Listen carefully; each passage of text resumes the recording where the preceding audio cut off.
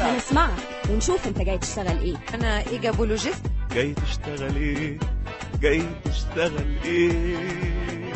انا هحل لكم كل مشاكلكم اول ما تيجوا تقعدوا معايا. دكتورة بيطرية. انا جاي اشتغل عندكم سفير. وهنعرف انت اخترت الشغلانه دي ليه. شكلي كيوت. وبعدين جو بارل فرونسي كوم لو بتيز اوازو. يا ليبي ان انا هغير حاجات كتير قوي يا استاذه. خلينا هنا بقى اظبط، خلينا هندس. ماشي هندسه. صلاة النبي احسن. وما تفتكرش ان الكلام بس كفايه عشان تشتغل، احنا اللي هنقرر اذا كانت الشغلانه تنفعك ولا لا. بعد كل ده خدتوا افكاري. هو انا كده اترفدت؟ تشوفي ايه؟ انا مؤهل. شايف نفسك تقدر تسد في الشغلانه دي؟ وهنسمع وهنعرف مين جاي يشتغل ايه النهارده مع همسة امان على الراديو 90. حنان مطاوع، جاي تشتغلي ايه النهارده؟ جاية اشتغل مكتشفة مواهب. عندي مؤسسة كبيرة اكتشف فيها المواهب المصرية، مش بس الفنية، العلمية والثقافية والحرفية، لان احنا عندنا مواهب كتيرة جدا ما بترعاهاش، بس ربنا يستر بس في الفاندنج بقى، في التمويل. ازاي هتقدري النهارده انك انتي تستقطبي كل الحرف دي او الناس اللي عندها موهبه، وايه الطريقه اللي تخلي بيها الناس يبقى عندهم ثقه في المؤسسه بتاعتك؟ هبتدي الأول على نطاق صغير، وهبدأ أعلن عن المؤسسة بتاعتي، وأبتدي بكل برعاية 2-3 واوصل بيهم لمستوى كويس. يعني ابتدي مثلا بحرفة صغننة وابدأ اعمل لها مصنع او حد عالم، ابدأ اوصله بجهات علمية عالية واشوف الفكرة بتاعته او الاختراع بتاعه، واعمل له كمان دعاية عالية جدا في التلفزيون. ولما الناس تثق فيا نبدأ نرعى اكتر واكتر واكتر، وتبقى مؤسسة كبيرة ونبقى عندنا بقى في كل المجالات ان شاء الله مبدعين.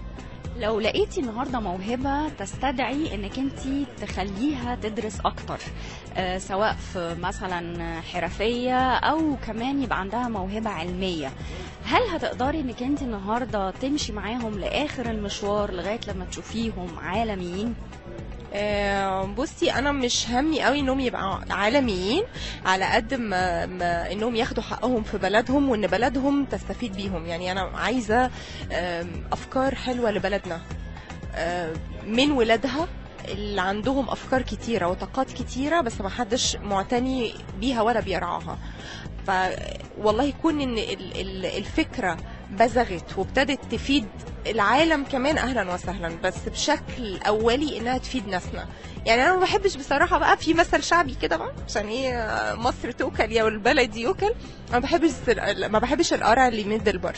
يعني الاول نفيد اهل بلدنا، خيرنا لغيرنا بالظبط، واللي يفيد اهلا وسهلا للبشريه كلها على راسنا، لكن الاول اللي يحتاجوا البيت يحرم على الجامع. طيب انت دلوقتي قلتي موضوع مهم جدا، انك انت المواهب دي لازم مصر النهارده تستفيد بيها. تفتكري الموضوع ده ممكن يقضي على البطالة؟ ممكن يقضي على البطالة، وممكن يسد لنا عجز في حاجات كتيرة جدا، لان ممكن ناس تخترع حاجات صغيرة قوي بس تفيد في المدى البعيد حاجات كبيرة جدا. وبعدين انا نفسي اكتشاف المواهب دي زي ما احنا قلنا على المستوى الحرفي، يبقى انت بتنمي الصناعات المصرية اليدوية الصغيرة، بتزودي الطعم المصري سواء في الملابس او في الاركتكتشر، الحرف اليدوية، في العلم، في الفن، في المزيكا، يا ربي في الهندسة، في الأدب.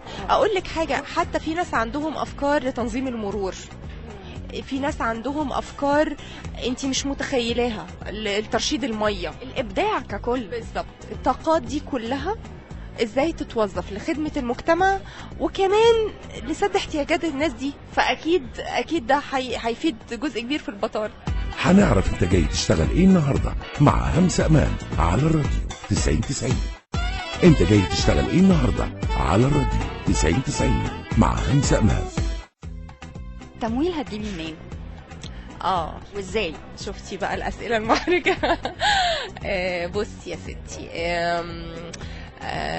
اعتقد ان انا بما اني طبعا مؤسسه كبيره جدا انت عارفه وليه سطوتي على المجتمع هعمل حمله قوميه انه دخل الفرد المصري يجتزأ منه ولو جنيه من دخله الشهري لدعم المؤسسة دي، لأن في الآخر النفع مش هيبقى بس على الفرد المبدع، لا ده هيبقى على كمان المتبرع ده. فالناس لما تلاقي عالم طلع من عندها أو اكتشاف تبقى هي مساهمة فيه، أنا ساهمت بجنيه وأنا ساهمت ب5 جنيه وكل واحد حسب إمكانياته. يعني مثلا أنتي بتقبضي 70 جنيه هاخد منك 50 قرش، انتي بتقبضي 1000 جنيه هاخد منك النسبة ما يوازي مثلا 5 جنيه، انتي بتقبضي 100,000 جنيه هاخد منك 1000 جنيه، بحيث انه يبقى مشروع قومي، يبقى احنا كلنا شاركنا في المنتج ده وشاركنا في صناعة العالم ده. بعد 5 سنين المؤسسة هتكون فين وانتي شايفة هتوصل لنجاح قد ايه؟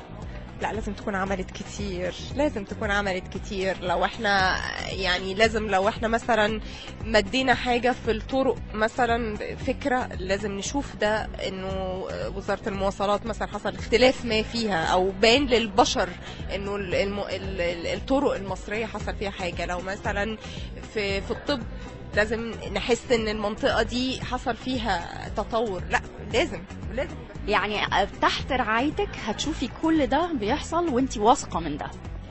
ان شاء الله. انا واثقة كمان على فكرة في موهبة الناس، انا واثقة ان احنا شعب خلاق ومبدع بس يتحط على الطريق الصح، يتحط على الطريق ويلاقي الرعاية ويبقى عنده حلم، واول ما بيتحط على الطريق سرعته محدش بيقدر يحصلها. تديله الثقة كمان في النفس، تديله الثقة وتديله الطمأنينة وتديله إحساس إنه هو فرد نافع وإنه ليه قيمة، مش أنا زي أي مليون مش هنعمل أي حاجة ولا هنغير حاجة، لا أنت تقدر تغير حاجات كتير.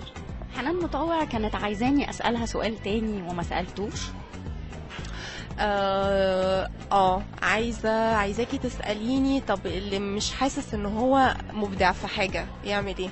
اللي مش حاسس ان هو مبدع في حاجه يعمل ايه؟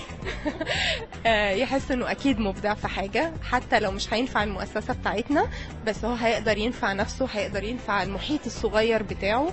كل واحد فينا ربنا خلقه بابداعات كتيره جدا، مش معنى ان انت مش شايفها انها مش موجوده، دور جوه نفسك اكيد هتلاقي نقط مضيئه جدا جدا تنور بيها طريقك وطريق اللي حواليك. شاكرين جدا لحضرتك، وهنشوف اذا كانت الوظيفه دي هتبقى من نصيبك ولا لا، هنراجع كده ونعرف اذا كانت من نصيبك ولا لا. ميرسي جدا ليكي. ميرسي همسة، وميرسي لكل الساده المستمعين، وكل سنه وحضراتكم بخير. ويلا كلنا بقى نشارك في المشروع ده، يلا بينا. ميرسي قوي. ميرسي يا حبيبتي. خالص هنسمعك ونشوف انت جاي تشتغل ايه. انا ايجابولوجيست. جاي تشتغل ايه؟ جاي تشتغل ايه؟ انا هحل لكم كل مشاكلكم اول ما تيجوا تقعدوا معايا. دكتورة بيطرية. انا جاي اشتغل عندكم سفير. وهنعرف انت اخترت الشغلانه دي ليه. شكلي كيوت. وبعدين je parle français comme les petits oiseaux. يا ليبي ان انا هغير حاجات كتير قوي يا استاذه. خلينا هنا بقى اظبط، خلينا اهندس. ماشي هندسه. صلاة النبي احسن. وما تفتكرش ان الكلام بس كفايه عشان تشتغل، احنا اللي هنقرر اذا كانت الشغلانه تنفعك ولا لا. بعد كل ده خدتوا افكاري، هو انا كده اترفدت؟ تشوفي ايه، انا مؤهل. شايف نفسك تقدر تسد في الشغلانه دي؟ وهنسمع وهنعرف مين جاي يشتغل ايه النهارده مع همسة أمان على الراديو 90.